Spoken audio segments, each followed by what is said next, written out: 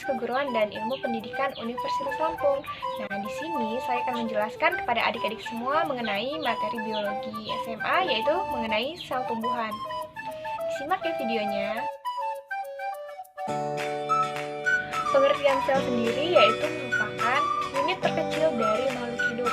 Sel tumbuhan merupakan sel eukariotik yang memiliki membran. Sel eukariotik ini merupakan sel yang di dalamnya terdapat inti sel atau nukleus. Perbedaan pada sel tumbuhan dan hewan itu sangat menonjol sekali.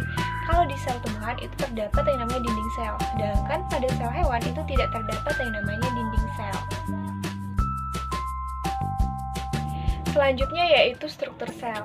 Seperti yang kita ketahui bahwa sel ini ada bagian-bagian yang disebut dengan organel. Nah, organel ini memiliki perannya masing-masing. Yang pertama yaitu nukleus. Nukleus ini merupakan inti dari sel. Peran dari nukleus itu sendiri yaitu dalam proses metabolisme seperti pembuahan sel, pertumbuhan sel, dan juga sintesis protein. Nah, di dalam nukleus itu terdapat yang namanya inti nukleus yang disebut nukleoplasma.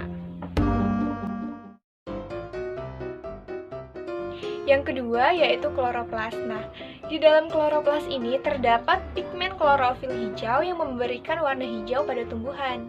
Selain itu, kloroplas juga akan melakukan fotosintesis dengan bantuan cahaya matahari. Yang ketiga yaitu ribosom. Nah, di sini ribosom dibedakan menjadi dua, yaitu ribosom terikat dan ribosom bebas. Selain itu, ribosom juga berfungsi dalam produksi dan sintesis zat protein yang ada di dalam sel. Yang keempat yaitu mitokondria. Nah, organel ini bermanfaat untuk memecah energi karbohidrat kompleks menjadi gula. Terdapat enzim tertentu yang berfungsi untuk memasuk energi ke sel tumbuhan. Selain itu, proses respirasi sel tumbuhan untuk pembentukan ATP itu dilakukan juga di mitokondria. Yang kelima yaitu aparatus Golgi atau badan Golgi. Badan Golgi ini memiliki peranan sebagai pengangkat zat kimia yang ada di dalam dan keluar dari sel. Yang keenam yaitu retikulum endoplasma. Pada dasarnya, organel ini memiliki peran untuk mengangkut sintesis lemak dan steroid, serta tempat penyimpanan fosfolipid, steroid, dan juga glikolipid.